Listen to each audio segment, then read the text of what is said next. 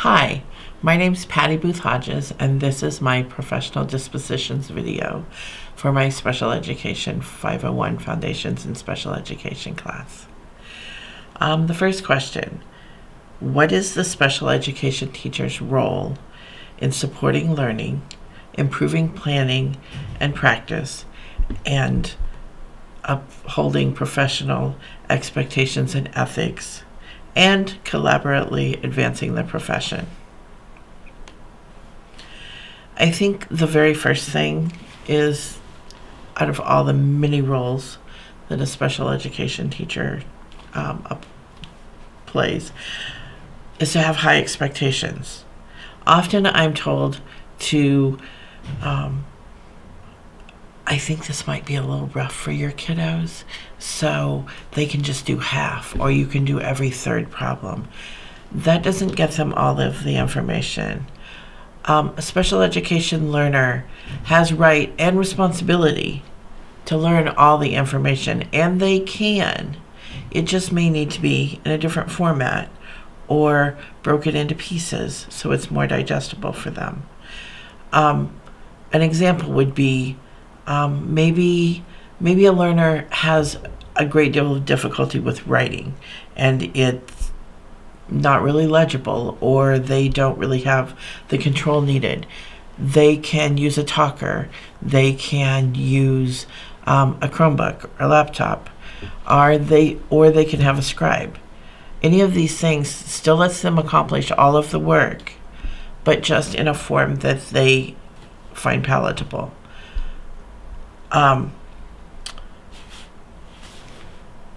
A second way, that if we're skipping material, then they're not learning at all. We can give them options. We can say it's a multiple choice. We can eliminate some of the options so they have fewer choices. All of these things are things that they can do so they can accomplish all of the work, learn all of the lesson. Their attendance is not just about getting a grade any more than any other student. It's not just about keeping them busy. It's about them being able to learn all of the same material as their peers in a way that they can tolerate, that makes it equitable for them. Which leads us into the second question: what dispositions that you currently possess will help you become a successful teacher? And what dispositions do you need to work on before you enter the classroom as a first-year teacher? I think one of the best things I bring with me is my respect for diversity.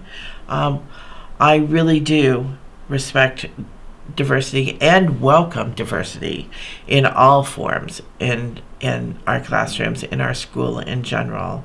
I go out of my way to be informed and to learn about and to welcome students of all races, cultures, sexuality, everything. And I think that's important.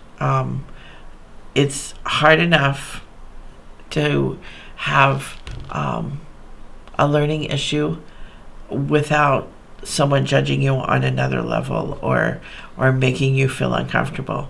We need to make all of our students feel as welcome and as comfortable as we possibly can. As far as the weakness, in special education, you need monstrous ability to de-escalate situations of all varieties. I'm constantly working on de-escalation, but as we know, when someone comes at you, either with their words or physically, our natural instinct is to protect or even push back. When I've learned, I'm sure many of you have, if you can listen underneath, if you can avoid them getting to that situation, first of all, those are the skills that we really have to harness and be able to have a toolbox full of to be successful as a special education teacher. And that's probably a good point to go into the third question. What effect could personal biases have on expectations that teachers have for their students? How could these biases affect relationships with students and their families? I think the best way to avoid bias is to once again embrace that diversity and see them all as just our students. But I think it's also important to understand the cultural differences and not ignore them to the point that we lose respect for them, or don't understand that our students, and their families, like everyone in this world, comes with their own personal way of doing things, what they've learned, their own value system. And it's so crucially important to understand and respect that.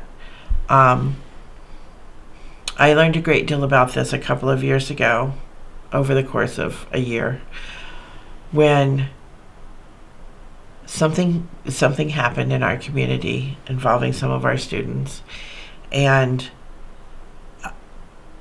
a person that I knew well, a teacher, had responded in the moment to the situation that happened out on the street, and her husband had said, if anything like that ever happens again, you get my kids in the car and you get them out of there. And I thought, because that's what I would do, that's what he was saying, that's what he would do. And I said, I just don't believe that. And I connected that with the lack of empathy that we see at school, even though we're teaching and we're showing, and I just don't understand why it's not taking hold in some populations. And it was explained to me in a way that I grasped finally, that it's self-protection, that the person, they weren't not having empathy. They had been taught, because of who they are and the community that they live in, that the way to protect themselves is to get out of there and not be there. And while I still find that hard, and I still think that we work on it every day in teaching kids that you do have empathy and you do support each other, because that's what community is, I now understand that some people come at it from a completely different perspective, and for very valid reasons. Thank you very much.